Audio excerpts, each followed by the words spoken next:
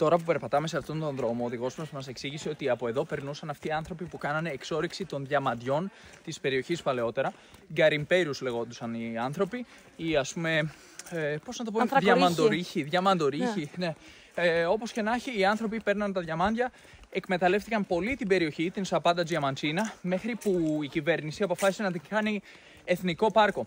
Να προστατεύσει την περιοχή για να μην δημιουργήσει τεράστια προβλήματα στην περιοχή, γιατί προφανώς υπήρχε παράνομη εξόρυξη εδώ παλαιότερα. Οι άνθρωποι μπαίνανε, γκρεμίζανε, πραγματικά διέλυαν την περιοχή και τη φύση και προφανώς υπήρχε και εκμετάλλευση ανθρώπων.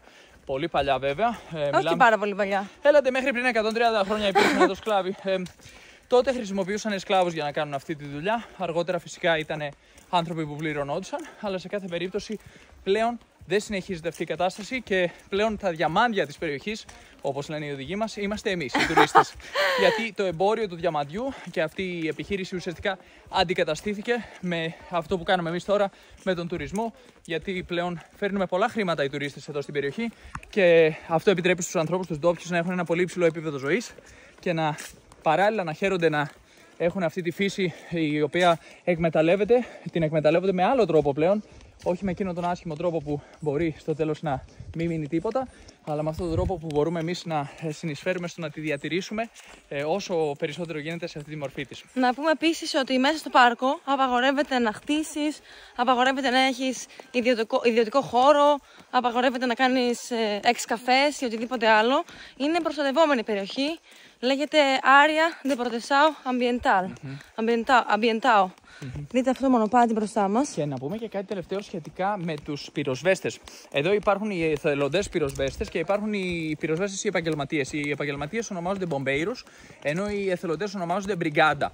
Η μπριγκάντα ουσιαστικά αποτελείται από ανθρώπους σαν τον οδηγό μας αυτή τη στιγμή ή άλλους οδηγούς που κάνουν tour εδώ στην πραγματικότητα καθημερινά, εργάζονται, βγάζουν χρήματα από αυτή τη δουλειά.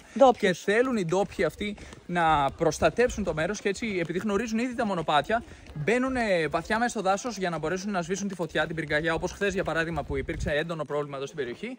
Κατάφεραν να την ελέγξουν, να την σβήσουν εντελώς και οι άνθρωποι αυτοί ουσιαστικά παίρνουν χρήματα από τα ξενοδοχεία, από τις επιχειρήσεις, από τα εστιατόρια, οι οποίοι τους δίνουν χρήματα τόσο για τη δουλειά τους όσο για τα εξαρτήματα που χρειάζονται, για το νερό κλπ. Σε περίπτωση που δεν μπορεί φυσικά και η πυροσβεστική επίσημη να τους καλύψει πλήρως. Και οι άνθρωποι αυτοί εργάζονται ολημερείς και ολονυχτής. Γιατί οι άλλοι, οι πυροσβέστες, οι επίσημοι, ας πούμε, οι μπομπέιρους, σχολάνε στις 5 η ώρα. Και μετά συνεχίζουν εδώ να σβήνουν τις φωτιές οι ντόπιοι, οι εθελοντές, όλη νύχτα και μπορεί να συνεχιστεί αυτό και για μέρες. Πραγματικά είναι αξιοθαύμαστο το έργο τους. Βέβαια και οι ίδιοι έχουν ένα άμεσο συμφέρον, γιατί αν αφήσουν το μέρος να καεί, πάνε όλα, θα χάνουν όλα, χάνουν τη δουλειά τους και φυσικά δεν θέλουν να βγει στις ειδήσεις ότι κάει και η Σαπάντα Τζιαμαντσίνα και να μην έρθει κανείς να κάνει tour εδώ και να χάσουν οι άνθρωποι αυτό το εισόδημα που έχουν τώρα, που είναι φυσικά πολύ καλό, γιατί έρχεται πολλοί κόσμος από όλο τον κόσμο. Εμείς γνωρίσαμε από πολλές χώρες χθες ανθρώπους, από το Βέλγιο,